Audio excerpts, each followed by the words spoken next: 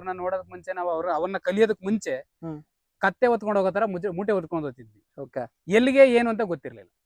Narayana Reddy sir ಏನ್ ಹೇಳ್ತಾ ಇದ್ದಾರೆ ಅಂತಂದ್ರೆ, ನಿಮ್ಗೆ ಉತ್ತ ಹೇಗ್ ಬರ್ತದೆ, FD ಅಮೌಂಟ್ ನಿಮ್ ತೋಟಕ್ಕೆ ಹೇಗಿರುತ್ತೆ ಅನ್ನೋದಕ್ಕೆ ಇದೇ ಒಂದು ಕಾನ್ಸೆಪ್ಟ್. ಉತ್ತ ಎಲ್ಲಿರುತ್ತೆ ಅಲ್ಲಿ ಮಣ್ಣು ಚೆನ್ನಾಗ್ ಬರ್ತದೆ ಅಂತ. ಯಾಕಂದ್ರೆ ನಾನು 6 ವರ್ಷದಿಂದ ಯಾವಾಗ ಕೆಮಿಕಲ್ ನಿಲ್ಸಿದ್ವಿ, 6 ವರ್ಷದಿಂದ ಉಳುಮೆ ಯಾವಾಗ ನಿಲ್ಸಿದ್ವಿ, ಮತ್ತೆ ಮಲ್ಚಿಂಗ್ ಯಾವಾಗ ಮೇಂಟೈನ್ ಮಾಡಿದ್ವಿ, ಆಟೋಮೆಟಿಕ್ ಆಗಿ ಗ್ರೀನ್ ಏನ್ ಬರ್ಬೇಕೋ ಗೆದ್ಲು ಬಂತು. ಆ ಗೆದ್ಲಿಂದ ಉತ್ತ ಬಂತು.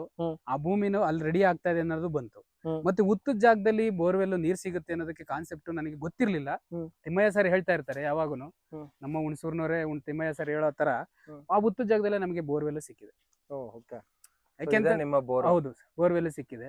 ಯಾಕೆಂತಂದ್ರೆ ಉತ್ತದ ಜಾಗದಲ್ಲಿ ಭೂಮಿ ತಣ್ಣಗಿರುತ್ತೆ, ಭೂಮಿ ತಂಪಾಗಿರುತ್ತೆ, ಮತ್ತೆ ಭೂಮಿ ಒಳಗಡೆ ಏನೋ ಒಂದ್ ಇದೆ ನಿಧಿ ಅನ್ನೋದು ಗೊತ್ತಾಗುತ್ತೆ ಅನ್ನೋದು ನಾವು ಕಾನ್ಸೆಪ್ಟ್ ನಾವು ಈ ಉತ್ತದಿಂದ ನಾವು ತಿಳ್ಕೊಳ್ಬಹುದು ಸರ್. ನ್ಯಾಚುರಲ್ ಆಗಿ ತಿಳ್ಕೊಳ್ಳೋದಾದ್ರೆ ಇದನ್ನ ತಿಳ್ಕೊಬಹುದು. ಇದು